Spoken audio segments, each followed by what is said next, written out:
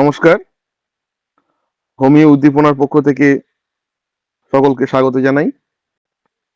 আমাদের আজকের আলোচক ডক্টর শান্তনু মজুমদার স্যার।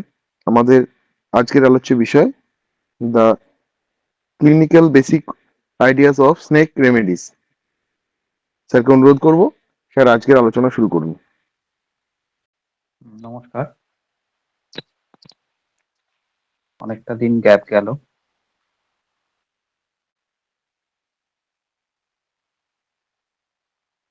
যাই হোক, আজকে আমরা ক্লিনিক্যাল পয়েন্ট অফ ভিউ থেকে একটু আলোচনা করি স্নেক রেমেডি গুলো।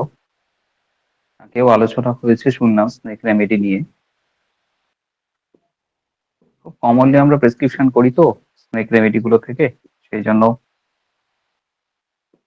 আলোচনা ডেফিনেটলি হয়েছে। আর আপনারা মোটামুটি জানেন স্নেক রেমেডি গুলো কখন কিভাবে প্রেসক্রিপশন হয়। আমি শুধু 2-3টে জায়গা একটু তুলে ধরবো, কারণ ইম্পর্টেন্ট এই জায়গাগুলো। এখন ব্যাপার হচ্ছে যে রোগ তো দুরকম, একটা অ্যাকিউট, একটা ক্রনিক।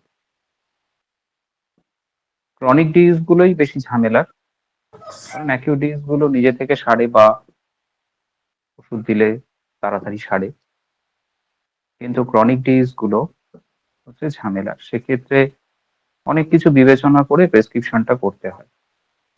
এই ক্রনিক ডিজিজ গুলোর ট্রিটমেন্টটা অনেকটা ওই সোনার পাথর বাটির মতো, ঠিক কোনখান থেকে ধরা, কোনখান থেকে ছাড়া, আর কোন অ্যাঙ্গেল থেকে প্রেসক্রিপশন করা, ব্যাপারটা পুরোটাই ধোঁয়াশা। অ্যাকচুয়ালি ধোঁয়াশা ঠিক নয়, আমরা বলি ধোঁয়াশা। তার কারণ হোমিওপ্যাথি তো আর্ট অ্যান্ড সায়েন্স। যেখানে আর্ট আছে সেখানে তো সায়েন্সের সাথে সাথে আর্টটা চলে। তা আর্ট হচ্ছে একজন আর্টিস্টের কাজ, সেই অর্থে কিন্তু আমরা সবাই আর্টিস্ট। একটা রোগীর যে সামগ্রিক চিত্র, যাকে আমরা বলি portrait of the disease, portrait of the disease drawing করাটা কিন্তু একজন আর্টিস্টের কাজ। আর আর্ট, ভালো আর্টিস্ট হতে গেলে সবার আগে মনকে শান্ত করতে হয়। মন যদি অশান্ত, বিচলিত থাকে, তাহলে কিন্তু পোর্ট্রেট অফ দ্য ডিজিজ বলতে হ্যানিম্যান সাহেব যেটা বলেছেন সেটা কিন্তু আঁকা সম্ভব হয় না, বোঝা সম্ভব হয় না। তা রুগী তো আমাদের কাছে সবসময় রোগ যন্ত্রণা নিয়ে আসে, কিন্তু এই রোগ যন্ত্রণা অনেক পরে শুরু হয়, প্যাথোলজি অনেক পরে আসে। তার অনেক আগে থেকেই কিন্তু রোগের সূত্রপাত, রোগটা শুরু হয়ে যায়। তাহলে যখন পেশেন্ট আমাদের কাছে আসে, কিছু সিমটম বলে,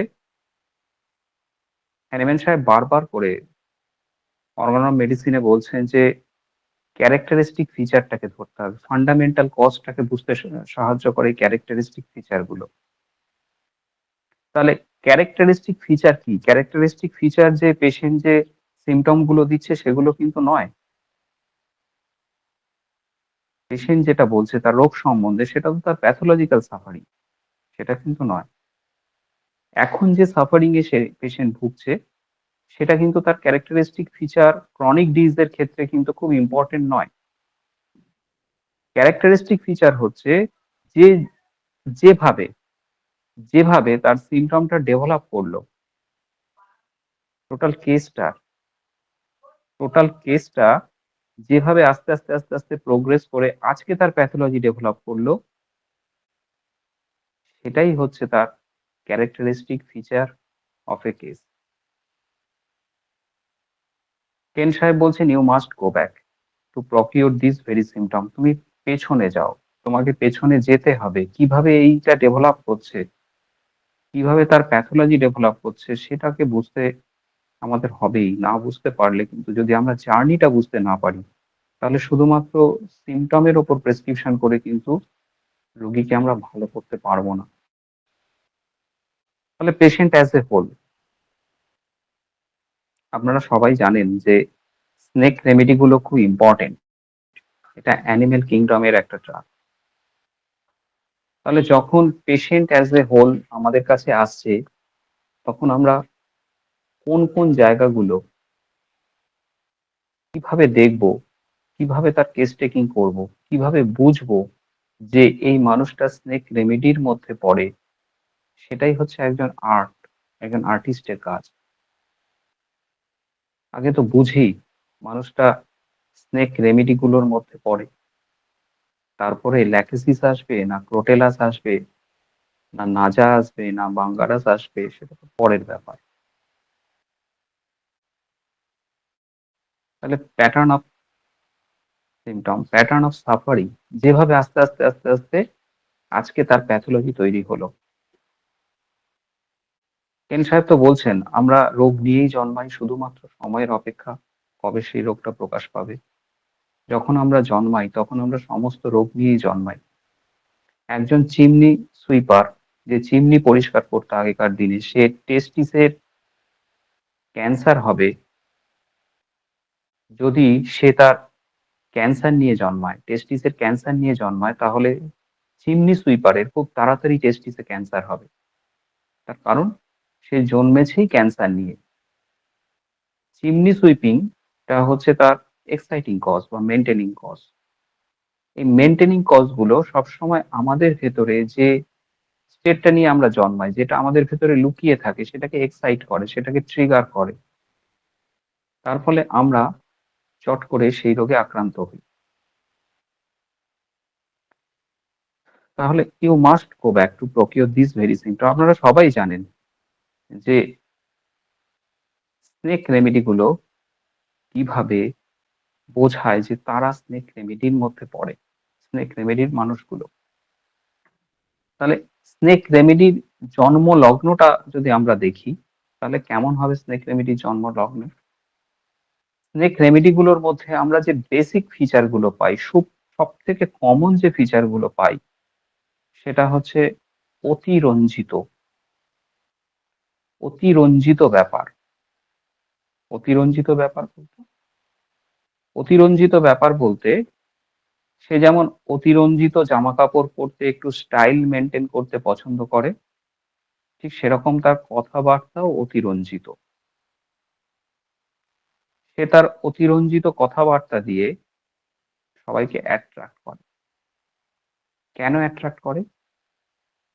তার কারণ হচ্ছে কম্পিটিশনে তার হেরে যাওয়ার ভয়, কম্পিটিশনে সে ব্যর্থ হওয়ার ভয় পায়।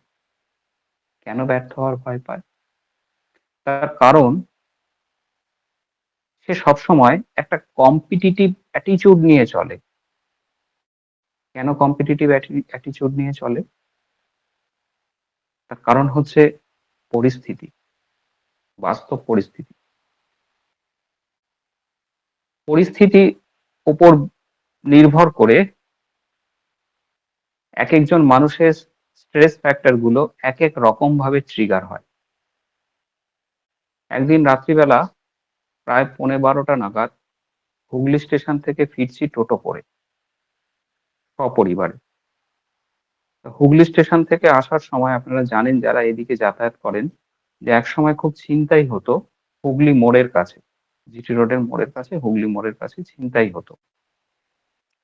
তা আমি টোটো ড্রাইভারকে বলছি যে ভাই, এখন আর ছিনতাই হয় না তো?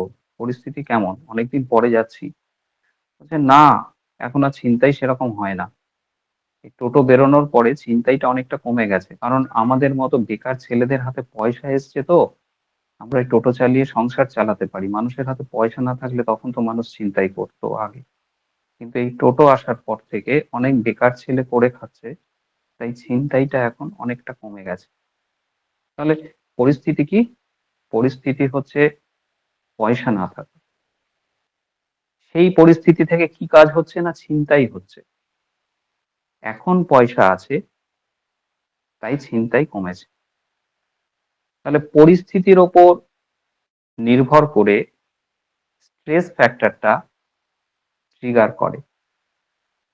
তাহলে স্নেক রেমেডি গুলোর পরিস্থিতি কেমন, সেইটা বুঝতে পারলেই স্নেক রেমেডি গুলোকে বোঝা হয়ে যাবে। তাহলে স্নেক রেমেডি গুলোর প্রথম কথা হচ্ছে তাদের জন্মলগ্ন। দেখুন, আমরা তো কেউ আকাশ থেকে আসিনি। আমরা এসেছি আমাদের বাবা-মার কাছ থেকে। আমাদের বাবা-মা এসছে তাদের বাবা-মার কাছ থেকে। একটা জাইগোট ফর্মেশন হয়েছিল। সেই জাইগোট থেকে পরবর্তী ক্ষেত্রে ঠিক হয়েছে কে ব্রেন তৈরি করবে, কে হার্ট তৈরি করবে, কে লাং তৈরি করবে, কে হাত তৈরি করবে, কে চুল তৈরি করবে। পরবর্তী ক্ষেত্রে তৈরি হয়েছে, আমরা তৈরি হয়েছি। তাহলে একটা ধারাবাহিকভাবে আমরা উত্তরাধিকার সূত্রে কিছু বৈশিষ্ট্য নিয়ে জন্মাচ্ছি বা আমাদের পরবর্তী প্রজন্ম সেইভাবে জন্মাবে। তাহলে এই যে একটা ধারাবাহিকভাবে চলে আসছে প্রসেসটা, এই ধারাবাহিকতার নামই হচ্ছে একটা ভিডিওগ্রাফি। এই ভিডিওগ্রাফি যে শুধু শারীরিকভাবে প্রকাশ পায় তা কিন্তু নয়। মানসিক, শারীরিক এই দুটো মিলেই কিন্তু একটা সামগ্রিক চিত্র তৈরি হয়। তাহলে বাবা-মায়ের মানসিক অবস্থাটা কেমন ছিল যখন বাচ্চাটা যখন মায়ের পেটে ছিল, বাচ্চাটা যখন মায়ের পেটে ৬ মাস ৭ মাস ছিল, তখন মায়ের মানসিক অবস্থা কেমন ছিল তার উপর নির্ভর করেই কিন্তু পরবর্তী ক্ষেত্রে বাচ্চার মধ্যে সেই গুণটা সংক্রমিত হয়। তার সাথে, সাথে আছে কিছু স্ট্রেস ফ্যাক্টর। তাহলে দেখা যায় যদি মা ল্যাকেসিস হয়, বাবা সালফার হয়, তাহলে এই দুজনের মধ্যে যে ডমিনেটিং, দেখা গেল ল্যাকেসিস ডমিনেটিং, তাহলে বাচ্চার মধ্যে ল্যাকেসিসের কিছু কোয়ালিটি থাকবে আর সালফারের কিছু কোয়ালিটি থাকবে। পরবর্তী ক্ষেত্রে সেই বাচ্চাটা যেমন, যেমন স্ট্রেসের মধ্য দিয়ে যাবে, জীবনে তো আমরা সর্বদা বিভিন্ন স্ট্রেসের মধ্য দিয়ে কাটাই। যেমন, যেমন স্ট্রেসের মধ্য দিয়ে যাবে, সেই মতো করে বাচ্চার উপরে আবার লেয়ার তৈরি হবে। হতে পারে ল্যাকেসিসের ওপরে লাইকোপোডিয়ামের লেয়ার তৈরি হলো। হতে পারে পরবর্তী ক্ষেত্রে ল্যাকেসিসের ওপরে ক্যালিব্রোমেটামের লেয়ার তৈরি হলো। এইরকম ভাবে একটা ড্রাগের ওপরে আরেকটা ড্রাগ লেয়ার তৈরি করে থাকে। তাই আমরা যখন কেস টেকিং করি তাই কখনো মনে হয় যে ল্যাকেসিসের কিছু সিম্পটম পাচ্ছি, লাইকোপোডিয়ামের কিছু সিম্পটম পাচ্ছি, বিকেলের দিকে গ্যাস অম্বল হচ্ছে, পেট ফুলে যাচ্ছে, অল্প খেয়ে আর খেতে পারে না। আবার দেখতে পাচ্ছি ল্যাকেসিসের মতো বকবক করছে। আবার দেখতে পাচ্ছি টেলিব্রোমেটামের মতো রাত্রিবেলা বিভিন্ন রকম সে ভয়ঙ্কর স্বপ্ন দেখছে। তাই আমরা দেখতে পাই বিভিন্ন ড্রাগের একটা যেন সমাহার এই মানুষটার মধ্যে দেখতে পাই। সেক্ষেত্রে মাথা ঠিক রেখে প্রেসক্রিপশন করাটাই একটা চ্যালেঞ্জের ব্যাপার হয়ে দাঁড়ায়। কোন লেয়ারটাকে ধরবো, কোন লেয়ারটাকে ছাড়বো? ঠিক এক্ষেত্রে যেটা করতে হয় সবথেকে যে আপার মোস্ট লেয়ারে যে মেডিসিনটা অবস্থান করছে, দেখা যাক যে এই বাচ্চাটা এখন রাত্রিবেলা বিভিন্ন রকম ড্রিম দেখছে, বিভিন্ন রকম স্বপ্ন দেখছে, বিভিন্ন রকম ভয় পাচ্ছে, একা শুতে পারছে না। হতে পারে সেটা স্ট্র্যামোনিয়ামের লেয়ার, হতে পারে ক্যালিব্রোমেটামের লেয়ার, হতে পারে অন্য কোনো ড্রাগের লেয়ার। সে বাচ্চাটা বা সেই মানুষটা বলছে তার বিকেলের দিকে পেট ফুলে যায়। সে বাচ্চাটা বা মানুষটা বলছে যে সে কোম্পানি পছন্দ করে, লোকজন পছন্দ করে। তাহলে এখন যদি আমরা সবগুলো সিম্পটম নিই, তাহলে না ল্যাকেসিস আসবে, না লাইকোপোডিয়াম আসবে, না স্ট্রামোনিয়াম আসবে, না অন্য কোনো ওষুধ আসবে। এক্ষেত্রে কি করতে হয়? একদম আপার মোস্ট, একদম প্রেজেন্ট যে সিচুয়েশন সেখানে সবথেকে যে সিম্পটমটা, সবথেকে যে স্টেটটা প্রিডমিনেন্ট থাকে, সেই স্টেটের উপরে ১ম প্রেসক্রিপশনটা করতে হয়। প্রেসক্রিপশনটা করার পরে রাস্তাটা খোলে। তখন সামগ্রিক অর্থে পোর্ট্রেট অফ ডিজিজটা ড্র করার যাবতীয় সরঞ্জাম বা যাবতীয় চিত্র আমাদের কাছে প্রমিনেন্ট হয়ে ওঠে। এটাই ধাপে, ধাপে, যেমন আমরা সিঁড়ি ভাঙা অঙ্ক করেছি, ধাপে, ধাপে একটা কেসকে কিওর এর দিকে এগিয়ে নিয়ে যাওয়া। আর আমরা প্রতিনিয়ত তাই করি।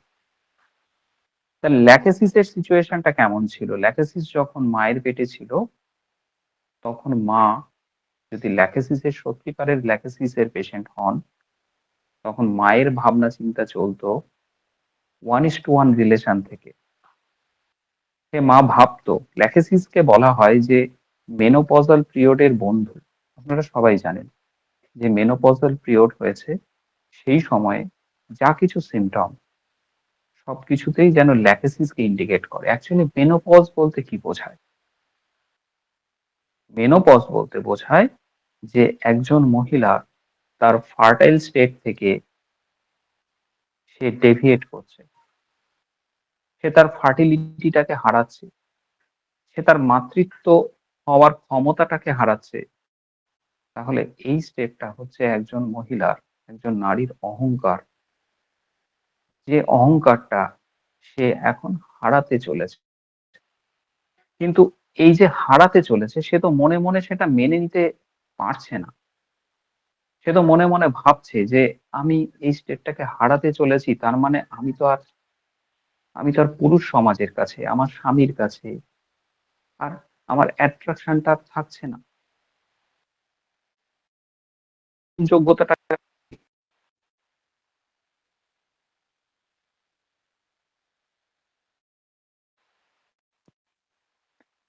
হ্যাঁ, সরি ফোন চলে এসেছিল।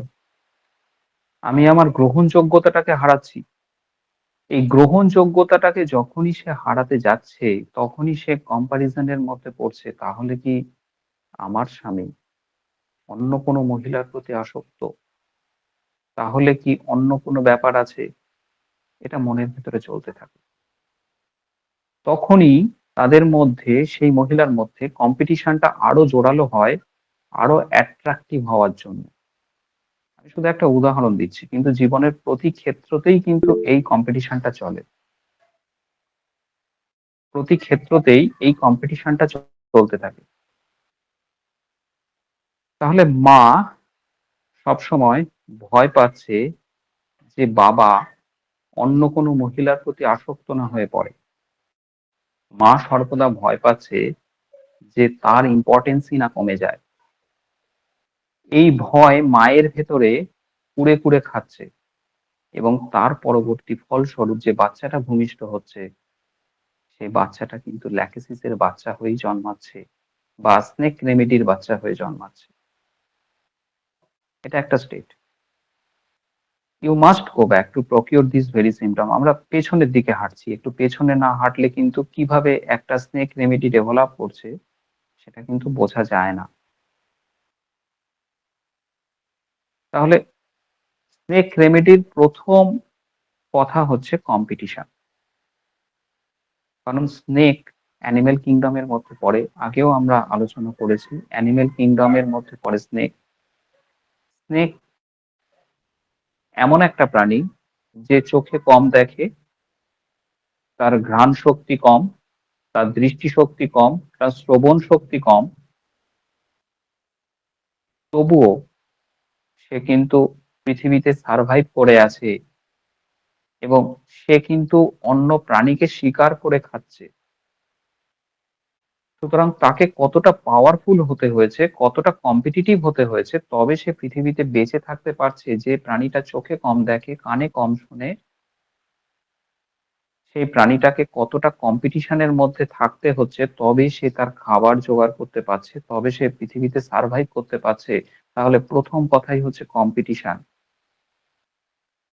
তাহলে যে মানুষগুলোর মধ্যে দেখবো কম্পিটিশন ছাড়া আর কিছু নেই, সে মানুষগুলোর কথা ভাবতে গিয়ে প্রথমেই আমরা স্নেক রেমেডির কথা ভাববো।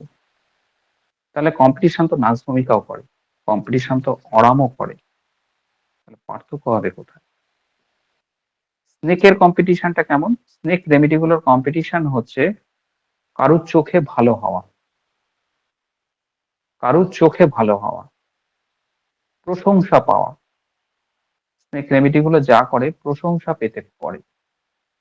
নাচ ভূমিকা কিন্তু প্রশংসা পাওয়ার জন্য করে না। নাচ ভূমিকার যে কম্পিটিশন সে হচ্ছে জীবনে বড় হওয়ার কম্পিটিশন, জীবনে বড় কিছু হওয়া জন্য নাচ ভূমিকা কম্পিটিশন করে। লাইকোপোডিয়াম তাই জীবনে বড় হওয়ার জন্য কম্পিটিশন করে, তার সাথে কিছু প্রশংসা সে কুড়োতে চায়। সেই জন্য লাইকোপোডিয়াম আর ল্যাকেসিস খুব কাছাকাছি, খুব কাছাকাছি দুটো ড্রাগ। অনেক সময় আমরা ভুল করি লাইকোপোডিয়াম না দিয়ে ল্যাকেসিস দিই বা ভাইস ভার্সা। তাহলে স্নেক রেমেডির প্রথম কথা হচ্ছে প্রশংসা কুড়োনো। কোন দিক থেকে প্রশংসা কুড়োনো? একটু ভাইব্রেটিং কোয়ালিটির মধ্য দিয়ে প্রশংসা কুড়োনো। সে যদি সত্যিকারের তার মধ্যে কোয়ালিটি থাকতো, তাহলে কি তাকে এত ভাইব্রেট করতে হতো? সেটা তো নয়। তার মধ্যে সত্যিকারের কোয়ালিটির ডেফিসিয়েন্সি আছে, সেই জন্য তাকে সবসময় একটু ভাইব্রেট করতে হয়। দেখবেন যে টিভিতে তো বিজ্ঞাপন চলে, যে কোম্পানিগুলোর প্রোডাক্ট অতটা ভালো নয়, একটু কম ভালো, সেই কোম্পানিগুলোর বিজ্ঞাপন তত বেশি চলে। যে কোম্পানিগুলো একটা ব্র্যান্ড হয়ে গেছে, যে কোম্পানিগুলো লোকে দেখলেই ভাবে যে আচ্ছা এই কোম্পানি খুব ভালো কোম্পানি, সেই কোম্পানিগুলোর বিজ্ঞাপনটা একটু কম চলে। তাহলে বিজ্ঞাপন কথার অর্থ হচ্ছে যে নিজেকে বিজ্ঞাপিত করা, নিজেকে আমি যে ভালো সেটাকে প্রকাশ করার জন্য সবসময় সেটাকে ক্যাসেট বাজানো, অতিরঞ্জিত ভাবে দেখানো যে আমি কত ভালো, শো অফ করা। তাহলে স্নেকের প্রথম কাজ হচ্ছে যে আমি কত ভালো, আমি কত পারি, আমি কত জানি, সেটাকে প্রকাশ করা। সেটাকে প্রকাশ তো এমনি এমনি করলে হয় না। সেটাকে প্রকাশ করতে গেলে তার মধ্যে তো সত্যিকারের কোয়ালিটির অভাব আছে, অথচ আমি প্রকাশ করতে চাইছি। আমার মধ্যে যদি কোয়ালিটির অভাব থাকে অথচ আমি ভালো সেটাকে লোককে আমি দেখাতে চাইছি, তাহলে কি করতে হবে? অন্য খারাপ, ওর থেকে আমি ভালো, ও পারে না, আমি পারি, এই কম্পারিজন যদি আমি না করতে পারি, তাহলে কি করে আমি প্রমাণ করব আমি ভালো? কারণ আমার তো ভেতরে সত্যিকারের কোয়ালিটির অভাব আছে। আমার ভেতরে তো সত্যিকারের কোয়ালিটির অভাব আছে, যে কোয়ালিটি দেখে আমি একটা ব্র্যান্ড ভ্যালু, আমার বিজ্ঞাপনের দরকার হয় না। কিন্তু আমি নিজেকে বিজ্ঞাপন দিতে অভ্যস্ত অন্যকে ছোট করে, ও ভালো না, ও কিছু করে না, ও জানে না, ওকে নিচু করে আমি সবসময় নিজের বিজ্ঞাপন, আমি রুব্রিক ধরবেন না, কিন্তু রুব্রিক ধরলে কিন্তু ওষুধ চেঞ্জ হয়ে যাবে। আমি রুব্রিকের কথা বলছি না, পেশেন্ট অ্যাজ এ হোল। তাহলে অন্যকে ছোট করে নিজেকে বড়, সেটাকে যতক্ষণ না আমি প্রমাণিত করতে পারছি, আমি দেখাতে পারছি, ততক্ষণ যে আমি সত্যিকারের বড় সেটা তো আমি প্রমাণ করতে পারবো না। নার্সের দেখানোর দরকার হয় না যে আমি কত বড়, ভেরেট্রানের দেখানোর দরকার হয় যে সে সত্যিকারের বড়।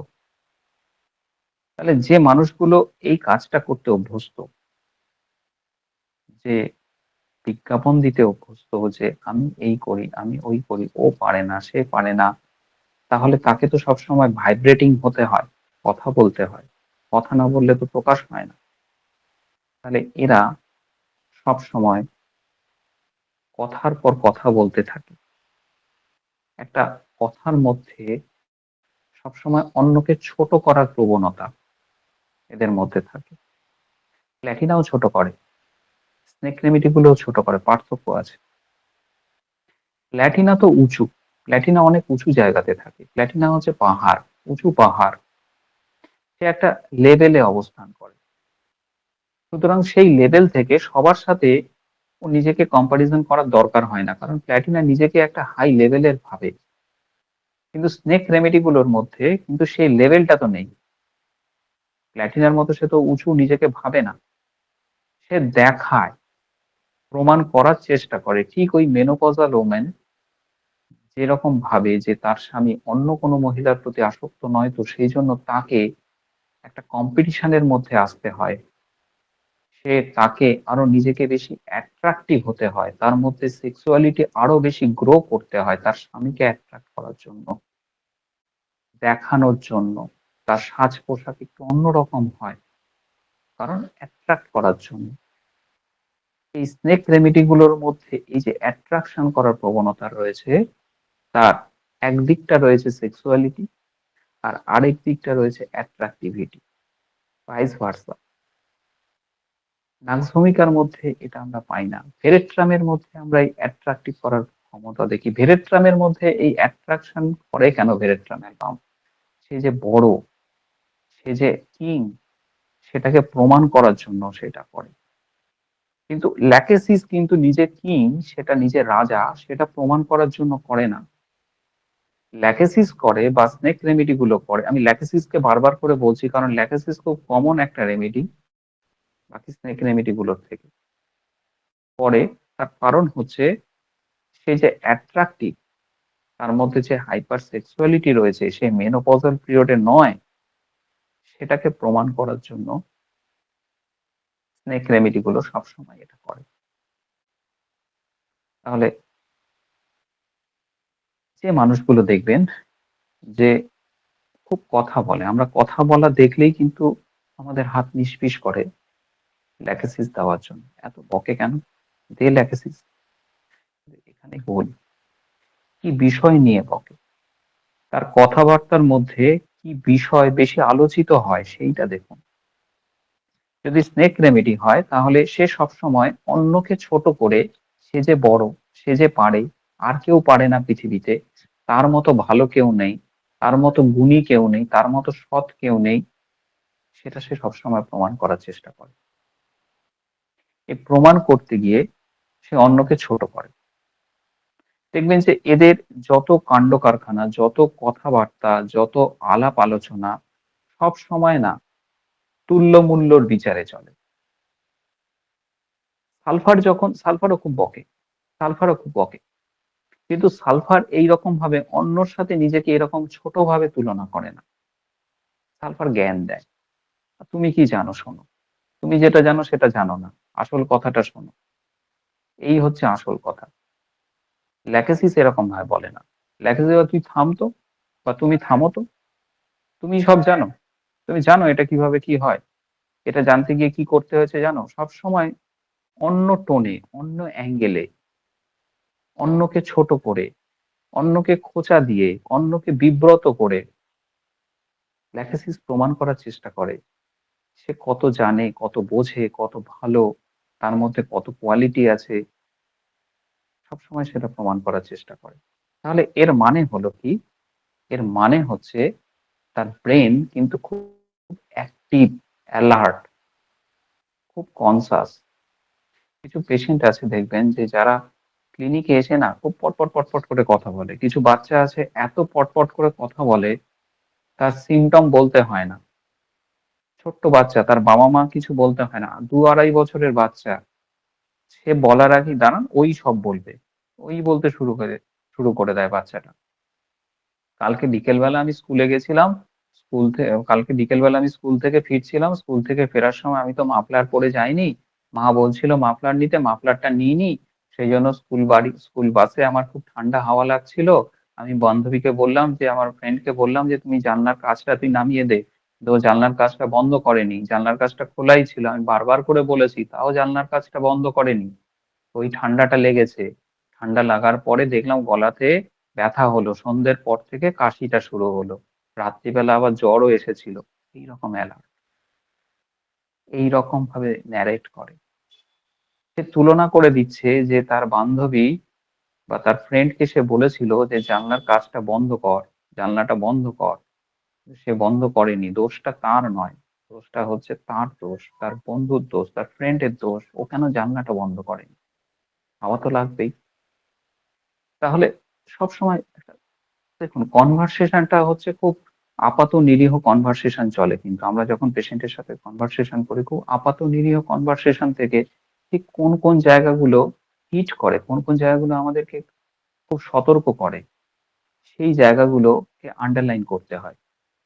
সেই জায়গাগুলোকে আন্ডারলাইন করার পরে সামগ্রিক অর্থে মানুষটার ব্যক্তিত্ব কেমন সেটাকে বোঝার চেষ্টা করতে হয়, এবং সেইখানে একটা ড্রাগ লুকিয়ে থাকে। তাহলে এই বাচ্চাটি কি করলো? ও প্রমাণ করার চেষ্টা করলো ও ঠিক, ওর ফ্রেন্ড ভুল, ওর ফ্রেন্ড বলার পরেও জানলা খোলা রেখেছিল, তাই ওর গলাতে ঠান্ডা লেগেছে, তাই ওর কাশি হয়েছে। এইরকম অ্যালার্ট, অ্যাক্টিভ, কুইক, সবসময় একটা ভয়। কি ভয়? ওর মা বলে যে ডাক্তারবাবু, ওর দেখেছি যত রাগ আমার উপরে, আমি যদি অন্য কোনো বাচ্চা কোলে নিতে পারবো না, আমি যদি অন্য কারোর প্রশংসা করি করতে পারবো না, এসে আমাকে মারবে। আমি যদি কখনো বলি যে আমি তোকে ছেড়ে চলে যাব, ও সঙ্গে সঙ্গে এসে আমাকে জাপটে ধরবে আর আমাকে বলবে যে তুমি কোথাও যাবে না। সবসময় ভয়। ঠিক ওই মেনোপজাল পিরিয়ডে যেমন মহিলার ভয় হয় তার স্বামী তাকে না ছেড়ে চলে যায়, তার কারণ সে তার জৌলুস হারাচ্ছে, সে তার অ্যাট্রাকটিভিটি হারাচ্ছে, সে তার মাতৃত্ব হওয়ার, সে তার অহংকারী হওয়ার যে রসদ সেটা হারাচ্ছে। তাই তার মধ্যে ভয়। ভয় না, তার অ্যাট্রাকটিভিটি কমে যাচ্ছে। তাহলে তার অ্যাট্রাকটিভিটি কমে গেলে তার দাম কমে যাবে। দাম কমে গেলে কিন্তু সে আর যোগ্য সম্মান পাবে না। তাহলে দেখুন এখানে সম্মান লুকিয়ে আছে। এই সম্মানের পেছনে আছে কিন্তু হাইপার সেক্সুয়ালিটি। এই সম্মান কিন্তু অরামের সম্মান নয়। এই সম্মান কিন্তু লাইকোপোডিয়াম বা নাগভূমিকার সম্মান নয় বা স্ট্যাফিস এগ্রিয়ার সম্মান নয়। এই সম্মানটা একটু অন্যরকম সম্মান। এই সম্মানটা একটু অন্যরকম সম্মান। কিরকম? না, বোঝানো যে আমি তোদের থেকে একটু আলাদা, আমি তোদের থেকে একটু ভালো, আমি তোদের থেকে একটু সুপিরিয়র কোয়ালিটি। দেখবেন যে এখনকার দিনে এই কোয়ালিটিটা বাড়ছে। স্নেক রেমেডি গুলোর কোয়ালিটি বাড়ছে। কেন বাড়ছে? তার কারণ হচ্ছে ওই সিচুয়েশন। যে সিচুয়েশন গুলোর মধ্যে পড়লে মানুষ সবসময় ভাবে যে আমার কম্পিটিটর বেড়ে যাচ্ছে, সেই সিচুয়েশন কিন্তু এখন তৈরি হচ্ছে। যত দিন যাবে তত কিন্তু বাড়বে। যত দিন যাবে তত এই সিচুয়েশন তৈরি হবে, তত কম্পিটিশন বাড়বে। যত কম্পিটিশন বাড়বে তত কিন্তু এটা কিন্তু ট্রু কম্পিটিশন না, এটা কিন্তু হেলদি কম্পিটিশন না, এটা হচ্ছে আনহেলদি কম্পিটিশন। যত আনহেলদি কম্পিটিশন বাড়বে তত এই স্নেক রেমেডি গুলো তত বেশি আসবে। দেখবেন যে আমাদের তো অনেক ড্রাগ আছে মেট্রো মেডিকেল। কিছু ড্রাগ আছে খুব আসে, কিছু ড্রাগ আছে খুব কম প্রেসক্রিপশন হয়। কেন? এটা কেন হয়? কেন এই ড্রাগটা এত কম প্রেসক্রিপশন হয়? তার মানে কি ড্রাগটা ওয়েল প্রুফ নয়? অবশ্যই ওয়েল প্রুফ। তাও কম প্রেসক্রিপশন হয় কেন? তার কারণ হচ্ছে সিচুয়েশন। যে টোটোওয়ালা বলছে না যে এখন টোটো আসার পর থেকে আমাদের হাতে পয়সা আছে, ছিনতাই কমে গেছে, সিচুয়েশন তৈরি হচ্ছে। যে ড্রাগের সিচুয়েশন যত বেশি করে তৈরি হবে সেই ড্রাগ তত কমনলি আসবে। বাচ্চাদের মধ্যে এত ক্যালকেরিয়া কার্ভ আসে কেন? তার কারণ হচ্ছে বাচ্চাদের মধ্যে স্ট্রেস কম কম থাকে। বাচ্চারা অনেকটা স্ট্রেস ফ্রি। আমরা বলি আমাদের ছোটবেলাটাই সব থেকে ভালো কেটেছে, কারণ সেই সময় আমরা স্ট্রেস ফ্রি ছিলাম। এই স্ট্রেস ফ্রি থাকার জন্য শিশু অবস্থাতে শৈশবকালে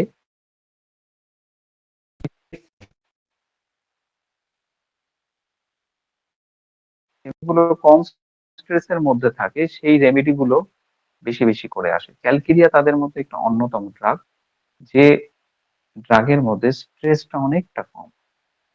এই কম স্ট্রেস থাকার জন্য বাচ্চাদের মধ্যে ক্যালকেরিয়া কার্ভ বেশি প্রেসক্রিপশন হয়। তাহলে অতিরঞ্জিত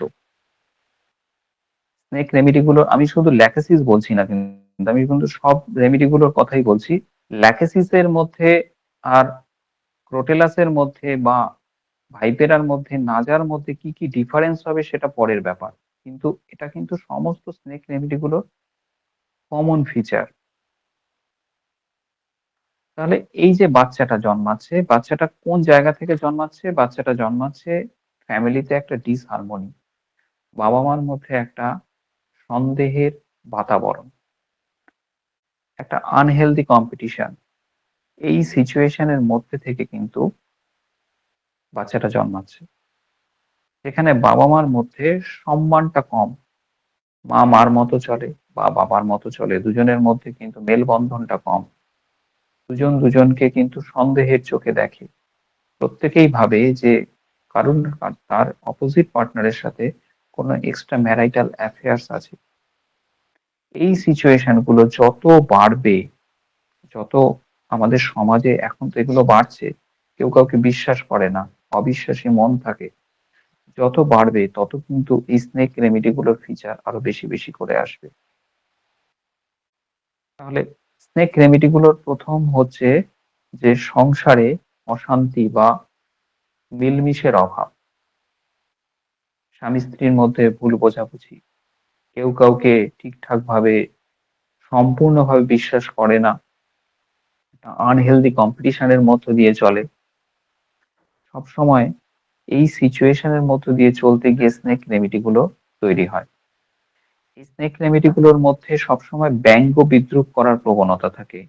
অন্যকে ছোট করে নিজে যে বড়, ব্যঙ্গ বিদ্রূপ না করলে তো অন্যকে ছোট করা যায় না।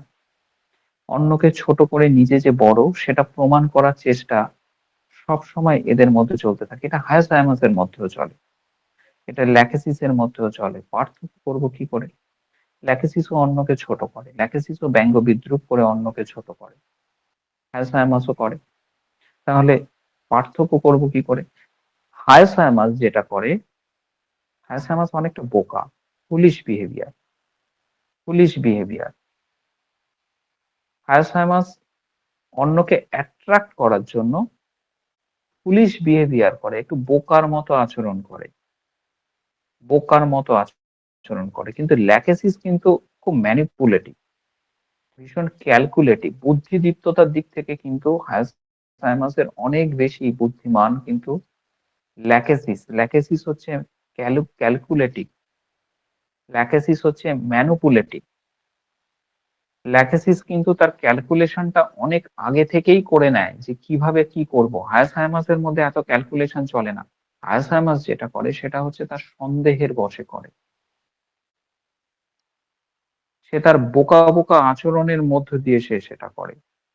কিন্তু ল্যাকেসিস তো সন্দেহ করেই, কিন্তু সেই সন্দেহের পেছনে আছে ক্যালকুলেশন, একটা তীক্ষ্ণ ক্যালকুলেশন থাকে। যে তীক্ষ্ণ ক্যালকুলেশন থেকে ল্যাকেসিস এটা করে। আর হায়াসায়ামাসের মধ্যে থাকে, হায়াসায়ামাস একটু ডাল শেডের, হায়াসায়ামাসের মধ্যে থেকে একটু বোকা বোকা ব্যাপার, একটু বোকা। হায়াসায়ামাস সেই জন্য সবসময় ঠিক তালগোল হারিয়ে ফেলে, কি করা উচিত কি করা উচিত নয়। সেই জন্য হায়াসায়ামাস সবসময় এমন কিছু জোক ক্র্যাক করে, এমন কিছু কথা বলে যে কথাগুলো অ্যাট্রাকশন করার চেষ্টা করে। এর পেছনে আছে সেক্সুয়ালিটি, ল্যাকেসিসের পেছনেও আছে সেক্সুয়ালিটি। কিন্তু একটার পেছনে আছে ক্যালকুলেশন, একটার পেছনে আছে পুলিশ অ্যাটিচিউড, পুলিশ বিহেভিয়ার। তাহলে একটা ল্যাকেসিস, ল্যাকেসিসকে আমরা বলি লেফট সাইডের মেডিসিন, তাই না? একটা ল্যাকেসিস সমস্ত সিমটম নিয়ে আসছে। কি কি সিমটম থাকে ল্যাকেসিসের বা স্নেক রেমেডি গুলো? সকালে ঘুম থেকে ওঠার পরে তার সমস্ত কিছু মর্নিং এ অ্যাগ্রাভেট করে। ঘুম ভাঙার পরে সেই সময়টা হচ্ছে তাদের সবসময় খারাপ সময়। এখন বসন্তকাল, এই সময়টা হচ্ছে স্নেক রেমেডি গুলোর মধ্যে সব থেকে খারাপ সময়। তার কারণ এখন স্নেক রেমেডি গুলোর যে হাইবারনেশন, শীত ঘুম, এই সময়টা ব্রেক করে। সাপগুলো এই সময় আবার জেগে ওঠে।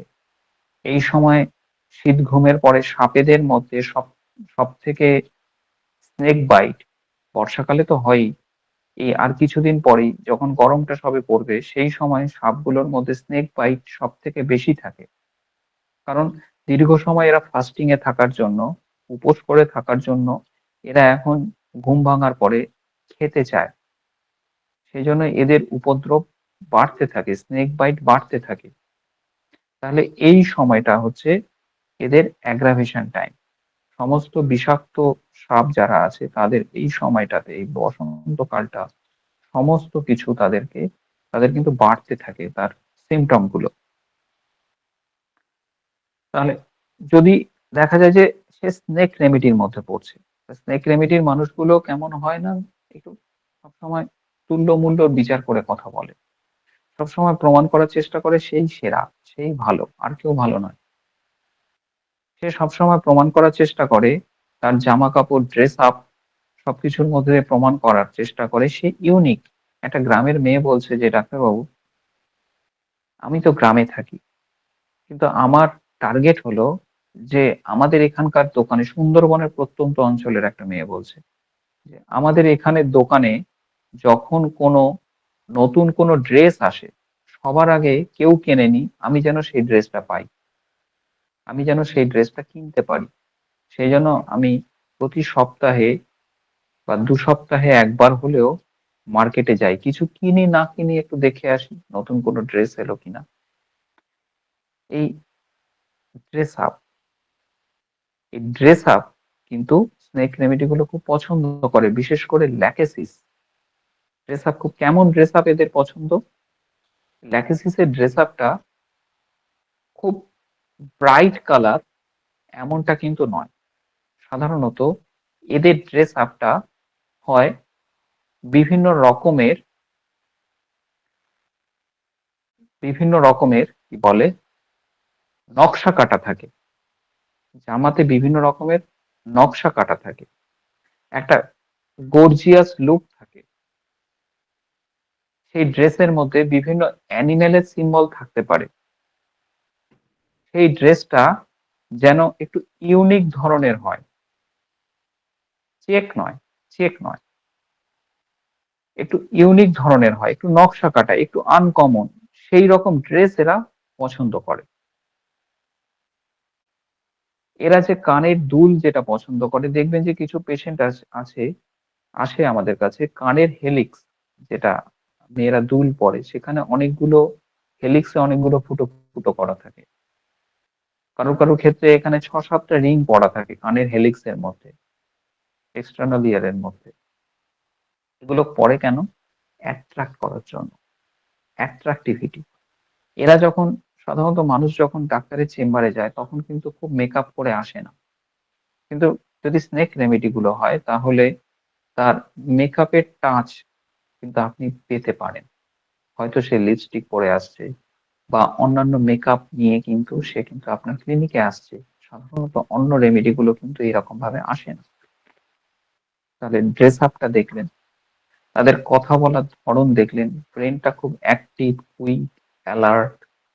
এরা বিভিন্ন কম্পারিজন করে কথা বলছে, এরা বিভিন্ন জানার চেষ্টা করছে, বিভিন্ন জিনিস জানার চেষ্টা করছে, এরা আই টু আই কন্টাক্টে কথা বলছে, এরা বিভিন্ন জেস্চার পশ্চারের মধ্য দিয়ে বোঝানোর চেষ্টা করছে, এরা যা কিছু বলছে সেই সিম্পটমটাকে কমপ্লিট করছে এবং একটা প্রসঙ্গের পরে আরেকটা প্রসঙ্গ এমন ভাবে তুলে ধরছে যেন আপনি থামাতে পারছেন না। এটাই হচ্ছে তার অ্যাট্রাকটিভিটি, অ্যাট্রাক্ট করার ক্ষমতা, থামাতে পারছেন না।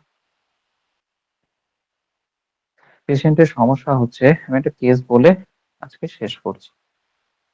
পেশেন্টের সমস্যা হচ্ছে উনি রাঁধুনির কাজ করেন, রান্নার কাজ করেন বাড়ি বাড়ি। হাই সুগার, প্রায় ৩০০-র কাছাকাছি ফাস্টিং থাকে, ৩০০-র কাছাকাছি। তো ওনার সমস্যা হচ্ছে যে স্কিন বোনের কাছে একটা ঘামাচির মতো কি হয়েছিল, না মশা কামড়েছিল, চুলকে ছিল, সেইটা থেকে পুরো জায়গাটা এখন লাল হয়ে গেছে, একটু পার্পেল রঙের হয়ে গেছে, সেটা সারছে না, অসম্ভব জ্বালা করছে, অসম্ভব। পেশেন্ট যখন ন্যারেট করছে তার সিমটম, সেখানেই ড্রাগটা লুকিয়ে আছে।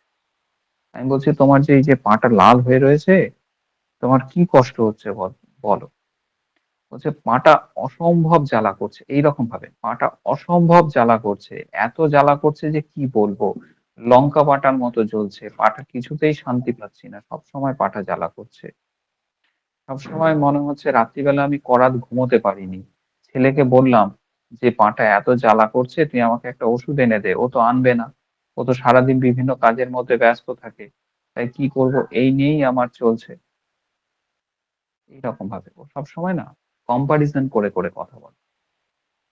ও যখন তার সিমটম বলে, সিমটমটা একটু এক্সাজারেটেড ফর্মে বলে, অবশ্যই পাটা ওরকম হয়েছে, কিন্তু কথা বলার টোনটা তো দেখতে হবে, কথা বলার ইন্টেন্সিটিটা তো দেখতে হবে, কথা বলার তীব্রতা তো দেখতে হবে। সে যখন ওই জায়গাটা দেখাচ্ছে তখন জায়গাটাকে লোকেট করে করে দেখাচ্ছে, দেখুন দেখুন জায়গাটা কেমন লাল হয়ে রয়েছে, লাল হয়ে রয়েছে, কথা বলার টোনটা দেখুন। এটা হচ্ছে অ্যাডভার্টাইজিং। কিছু মানুষ আছে না, টিভিতে যখন অ্যাড গুলো চলে, যখন অ্যাডভার্টাইজ চলে, অ্যাডভার্টাইজ গুলো একটু ভালো করে শুনবেন। ওয়ার্ড গুলোর ওপরে, কিছু কিছু শব্দের ওপরে জোর দিয়ে দিয়ে এমন ভাবে শব্দগুলোকে বলে যে আমাদের আকর্ষণ সেদিকে হতে বাধ্য। লাল হয়ে গেছে, কেমন এই জায়গাটা দেখেই আমার ভয় লাগছে, এই জায়গাটা কেমন হয়ে গেছে, আমি ভাবছি হাসপাতালে যাব, হাসপাতালে দেখাতেই হবে, আমি ২-৩ দিন দেখলাম, আমার তো এটা জ্বালা কমছেই না, আমি ৩ রাত ঘুমোতে পারিনি। ঠিক এইরকম ভাবে কথা বলে যাচ্ছে। কিছুই না, পাটা লাল হয়েছে, ব্যথা হচ্ছে, জ্বালা হচ্ছে, রাতে ঘুমোতে পারিনি। কিন্তু প্রায় ১০ মিনিট ধরে বলে যাচ্ছে সেই কথা।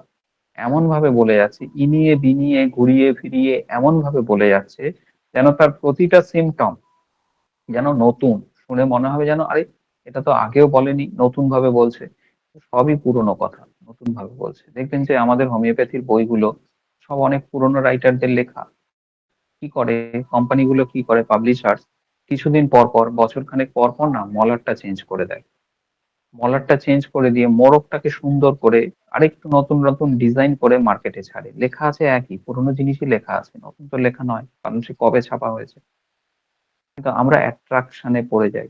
আমরা সেই নতুন ভাবি যে এর আরে এটা তো নতুন বেরিয়েছে, আমরা চট করে বইটা কিনে নিতে যাই। ল্যাকেসিস এর পেশেন্ট গুলো বা স্নেক নেমিটির পেশেন্ট গুলো যখন তাদের সিমটম গুলো বলে, এমন ভাবে বলে যে মনে হবে যেন কত না কত কিছু হয়ে গেল।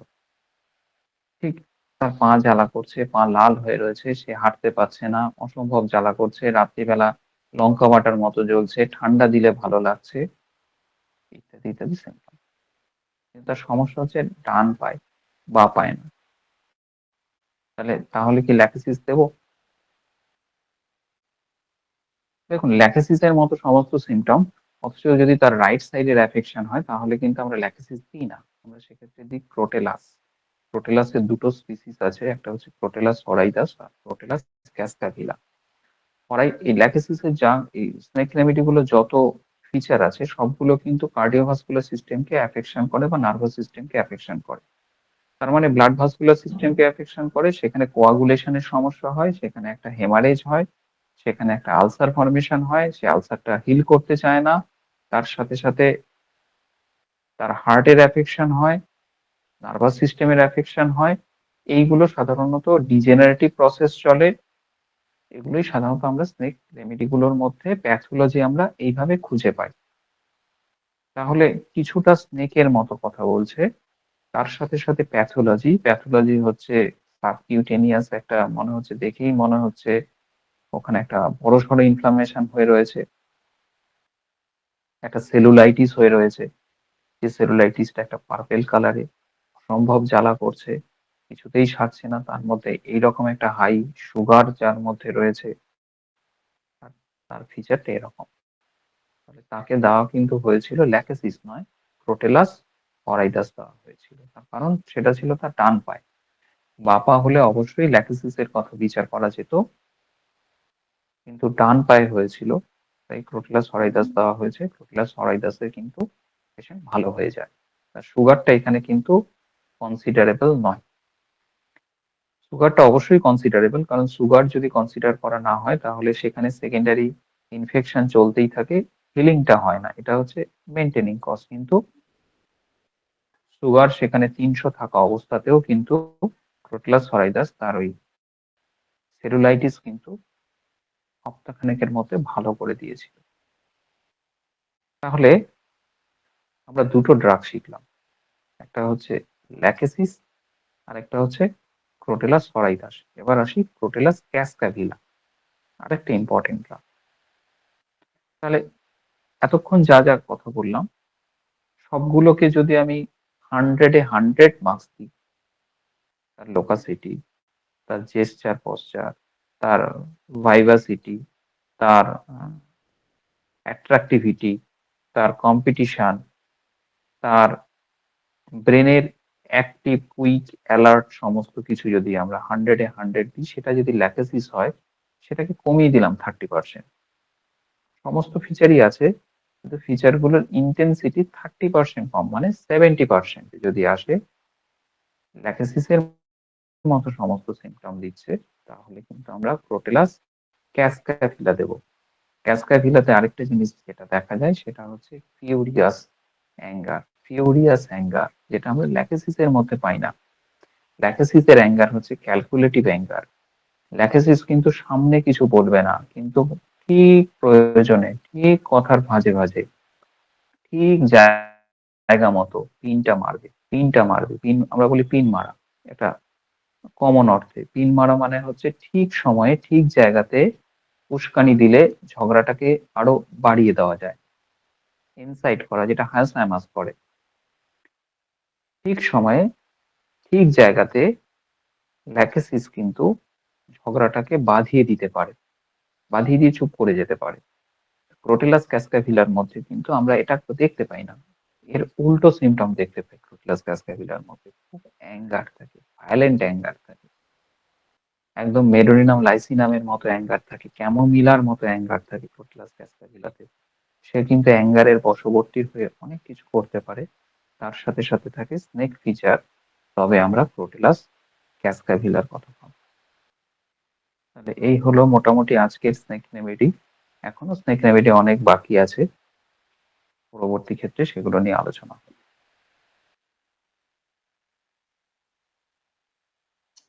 ধন্যবাদ স্যার, অসাধারণ একটি আলোচনা আমাদের উপহার দেওয়ার জন্য। আজকের আলোচনা বিষয়ে যদি কারো কোনো প্রশ্ন থাকে আপনারা হ্যান্ড রাইজ করুন। অরিম মাঝি স্যার, আপনি হ্যান্ড রাইজ করেছেন, বলুন। ডক্টর সাদুল্লাহ, একটা কথা একটু জানার ছিল, এই যে স্নেক রেমিডি গুলো কেন মানে লুকাসিটিটা ওদের মধ্যে কেন বেশি দেখা যায়? মানে সাপের কি স্বভাবের মধ্যেই কি এই জিনিসটা থাকে? এটা যদি একটুখানি পরিষ্কার করে দিতেন।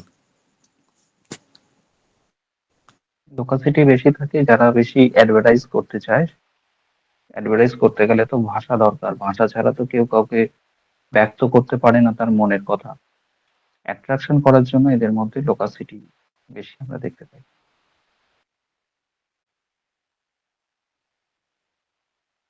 না, আমি বলছিলাম এই সাপের মধ্যে ওদের মানে ওদের কি মানে জিনগত একটা বৈশিষ্ট্য আর থাকে কি, মানে এই জিনিসটার জন্য অ্যাট্রাকশন করার জন্য?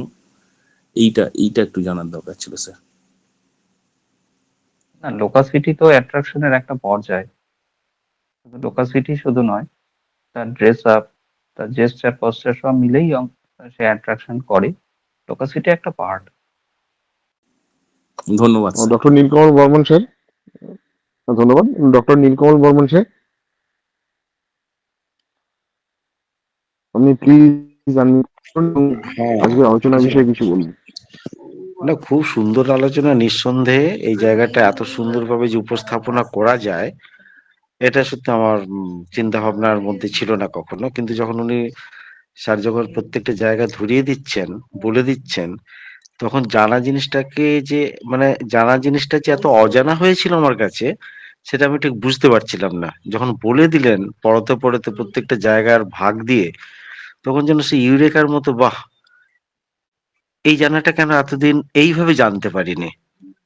অতএব এই জানাটা যখন আরো বেশি সুস্পষ্ট হয়ে উঠলো, আমি নিশ্চিতভাবে বলতে পারি যে আমাদের প্রেসক্রিপশনের জায়গাটা কিন্তু আরো বলিষ্ঠতম একটা জায়গা পাবে। এই আত্মবিশ্বাসটুকু আমার ফিরে এসেছে। আমি এইটুকুনি বলতে পারি। স্যারকে অজস্র ধন্যবাদ যে কি সাবলীল ভাবে এই জায়গাটা বললেন। শুধু একটা ফিলোসফির জায়গা, এটা নিঃসন্দেহে মানে তারিফ করার একটা উপযুক্ত জায়গা। স্যার আপনাকে অজস্র ধন্যবাদ জানাচ্ছি। ঠিক এইভাবে অন্য মেডিসিন গুলো নিয়ে যদি কখনো আলোচনা হয়, আমি নিশ্চয়ই থাকার চেষ্টা করব। ধন্যবাদ স্যার আপনাকে, অবশ্যই আমাদের হোমিও উদ্দীপনাকে। নমস্কার। ধন্যবাদ। ধন্যবাদ। আচ্ছা, একজন হ্যান্ড রাইজ করেছেন, একটু ডেকে নিই। রমিশ খান, আপনি হ্যান্ড রাইজ করেছেন, আপনার প্রশ্ন রাখুন। ধন্যবাদ শান্তনু স্যারকে। খুব ভালো আলোচনা শুনলাম। খুব সুন্দর লাগলো আসলে বিষয়টা, খুব পরিষ্কার মনে হলো আসলে। তো আমি একটু জানতে চাচ্ছিলাম, আসলে আমার তো জানার স্বল্পতা। এইখানে ল্যাকেসিসের বিষয়টা আমরা যতটুকু বুঝি জানি, সেখানে মায়াজমের দিকটা কেমন প্রকাশ পায়? যেমন ধরেন যদি সাইকোটিক ধরি, সেখানে কি সিফিলিস প্রকাশ পায় কি, বা টিউবারকুলিনাম প্রকাশ পায় কি? মানে এই জিনিসটা একটু পরিষ্কার একটু জানতে চাচ্ছিলাম, বুঝতে চাচ্ছিলাম। আচ্ছা আচ্ছা আচ্ছা, ল্যাকেসিস কিন্তু ট্রাইমায়াজমেটিক ড্রাগ হলেও ল্যাকেসিস মেনলি সিফিলিটিক মায়াজমকে বেশি কভার করে। সিফিলিটিক মায়াজমকে বেশি কভার করে ল্যাকেসিস, যদিও এটা ট্রাইমায়াজমেটিক একটা ড্রাগ। সিফিলিটিকের প্রিডমিনেন্সি বেশি থাকে ল্যাকেসিসে। আর ল্যাকেসিসের মধ্যে সাইকোটিক বিষয়টা তো আছে। সাইকোটিক মায়াজম আর কিছুই না, সাইকোটিক মায়াজম হচ্ছে কভার আপ করে রাখে। সাইকোটিকের নেচার হচ্ছে নিজের ভেতরে যে উইকনেস সেটাকে কভার আপ করে সেটাকে শো আপ করে রাখে, ঢেকে রাখে। ল্যাকেসিস তো ক্যালকুলেটিভ, সবসময় তার ভিতরে ক্যালকুলেশন চলে, নিজে যে সেরা সেটাকে দেখানোর একটা ক্যালকুলেশন চলে। সেদিক থেকে কিছুটা সাইকোটিক, কিন্তু mainly syphilitic right predominancy sir, mainly okay, থাকে। সুন্দর স্যার। রাইট স্যার, আপনি সুন্দর বলছেন স্যার, ক্যালকুলেটর অবশ্যই স্যার, এটি ধন্যবাদ ধন্যবাদ। ফ্লেক্সিবিলিটিকে বেশি ইঙ্গিত নেই। ধন্যবাদ স্যার, ধন্যবাদ, ভালো হুম, থাকবেন স্যার। আমরা ডেকে নেবো doctor Parthapradip Chowdhury sir. Parthapradip Chowdhury sir. খুব সুন্দর আলোচনা, মনোমুগ্ধকর। অসংখ্য ধন্যবাদ স্যারকে। জায়গাটা যেটা আমাদের হুম, যে ফিজিক্যাল সিমটমস এর থেকেও ফিজিক্যাল সিমটমস ধরে যে ক্লিয়ার হওয়ার সম্ভাবনা অনেকখানি থেকে যায়, সবসময় সেটা মিলবে না এবং একটা মিসফায়ার হয়ে যাবে। যদি আমরা মেন্টাল সিমটমস ধরে বা এই জার্নিটা ধরে তার নেচার, জেস্টার, পোস্টার এই সবগুলোকে যদি ঠিক বুঝে ওষুধটা কাজ করে কিনা জানি না, কারণ আমার মাঝে মাঝে নেটটা চলে যায় তো। তা তা এইরকম ভাবে প্রত্যেকটা ওষুধের একটা নিজস্বতা আছে। সেই জায়গাটা যদি আমরা ঠিক বুঝতে পারি তাহলে প্রেসক্রিপশন করার জায়গাটা খুব ভালো হয় এবং অর্থ প্রেসক্রিপশন হয়। স্যারকে অনেক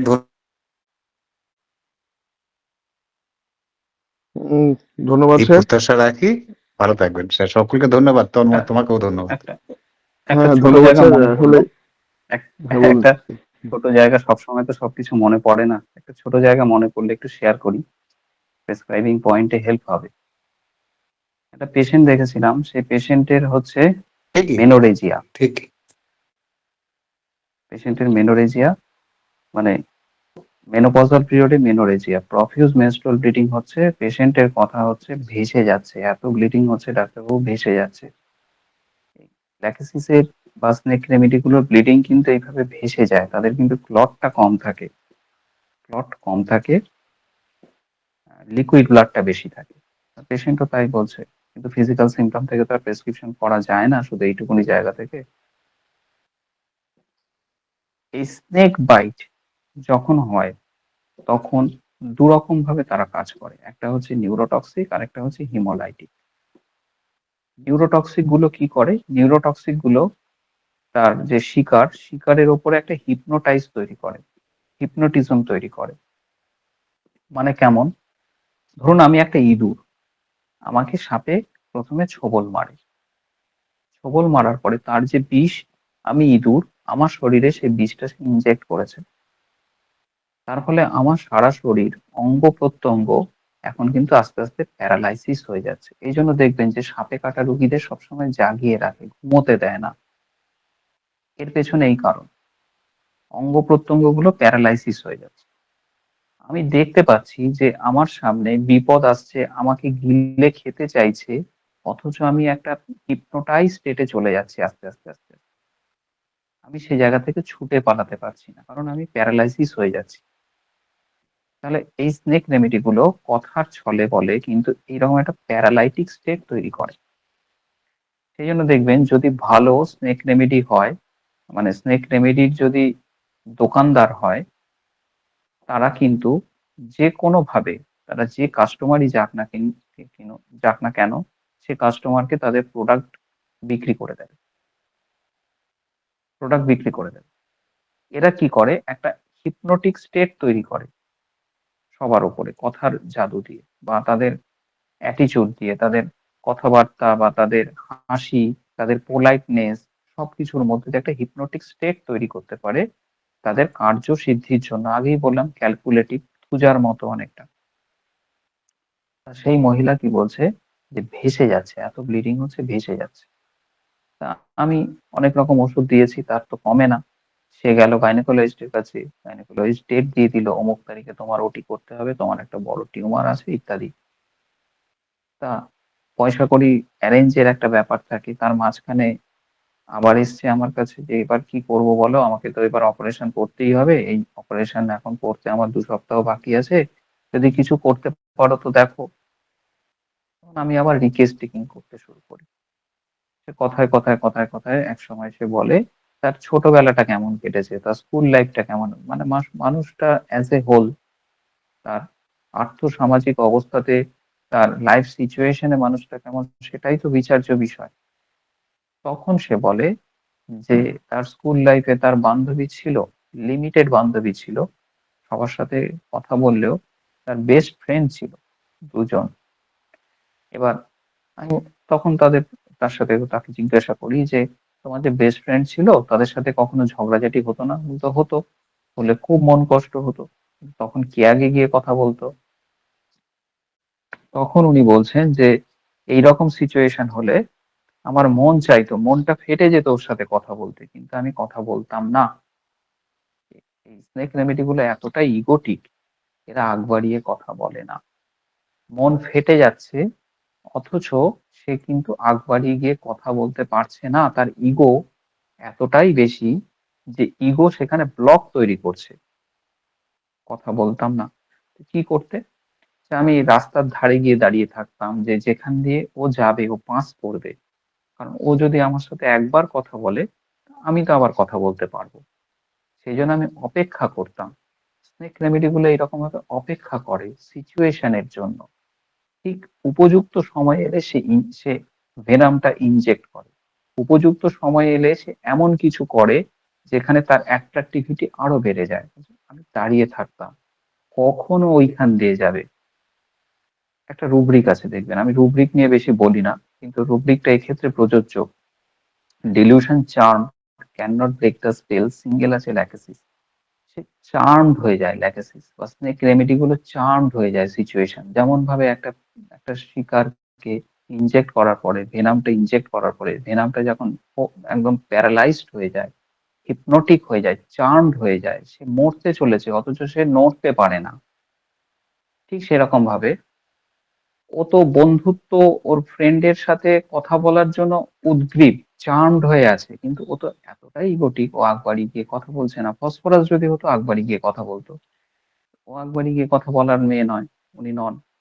উনি দাঁড়িয়ে থাকতেন, কখন ও ওইখান দিয়ে যাবে ওনার বান্ধবী, তখন যদি ও কথা বলে তখন তো আমি আবার কথা বলতে পারবো।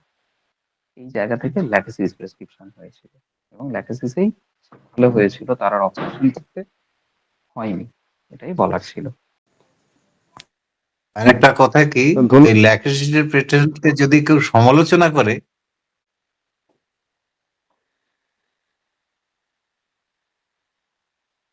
আর শোনা যাচ্ছে না। তাকে যদি সমর্থন করে,